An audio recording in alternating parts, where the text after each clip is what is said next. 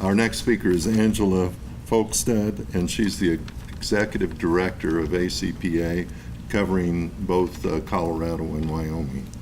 Thank you very much. Sorry about that.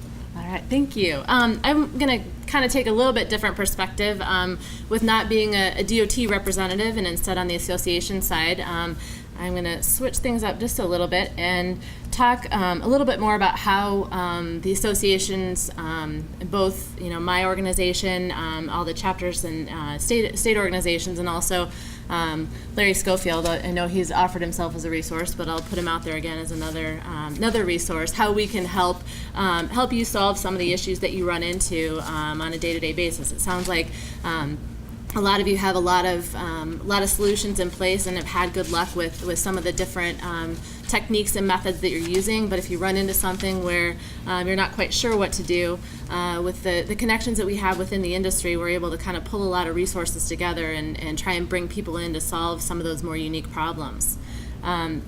You probably see different concrete problems like this come up at different times, and we've talked about partial depth repair, full depth repair, some joint resealing, dowel bar retrofit, diamond grinding. I know Larry went into a lot more detail, and the previous speakers today talked about how they've used these different techniques in their DOTs.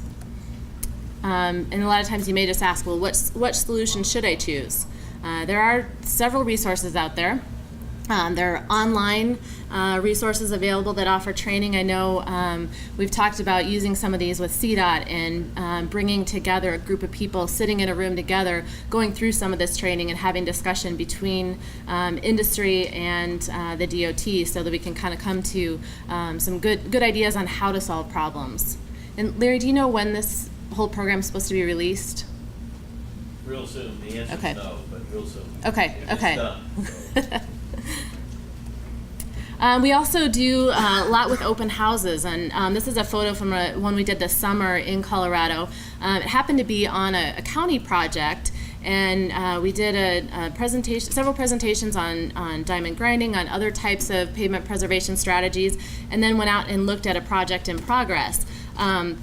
The unique thing about this was that we had DOT folks that were interested in seeing how the county was doing it. Typically it kind of goes the other way, but in this case we were looking at how did the county apply diamond grinding to, in this case, an urban area. And so we had a lot of interest from some of the DOT folks who have to maintain those concrete pavements in urban areas to try and use some of these techniques and take them back to their areas. So it was a very positive and interactive session.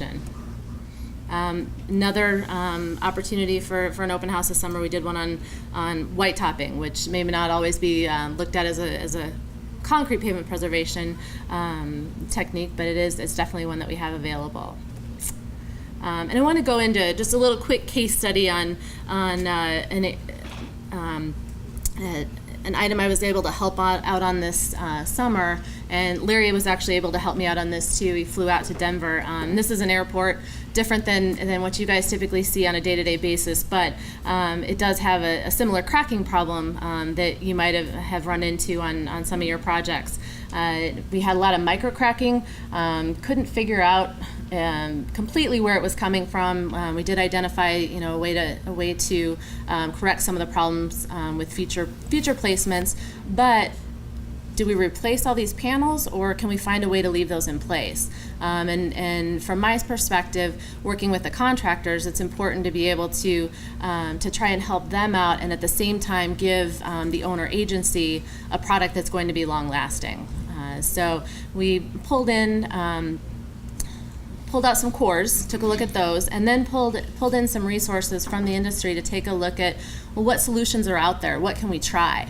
In this case, it was an FAA spec, didn't specify that you could use the product that we were talking about. So there were a lot of conversations that had to happen to educate everyone involved on, what's out there. We're used to using epoxies maybe in some cases. This is a lot higher viscosity material than an epoxy that we were proposing, and so we thought, well, this may work to fill the cracks. And fortunately, we were able to get everyone from the airport on board to at least just give it a try, see if it works. And so we went out, sandblasted the area, we had a manufacturer's representative on site, which I know, Jason, when you were talking about, the big thing for you guys is whether it's built correctly. And so a lot of times, if we can bring a manufacturer's rep out, they can show how to build it correctly, so that then future projects or for training your maintenance forces to do it themselves, they know what the manufacturer says about how to place the material, so they've got a good start. We applied the material to the cracks, and then took cores afterwards and did the initial part of the forensic study. The airport's actually doing their own forensic study also with petrographic analysis, and so we're testing to see if this is a material that they can use long term for other similar issues. So I think, and it's something that can translate over into highway work, into street work, any kind of other applications. But it's basically a matter of kind of being open to try those new things, and just calling on people who can help, and we'll bring in the resources and try to come up with the best solution for you. Because in the end, our goal is to have you have concrete pavements that last. So just a quick recap, the online learning, most of the chapters and state associations do annual concrete pavement workshops. Colorado and Wyoming's is in this March. Typically the spring is when you'll find a lot of those happening, and I don't know if many of you have attended those in your states. We do project open houses, like the couple that I mentioned here. Also training on request. I'm getting ready to do some demonstrations with a couple of the CDOT regions now to demonstrate different maintenance techniques.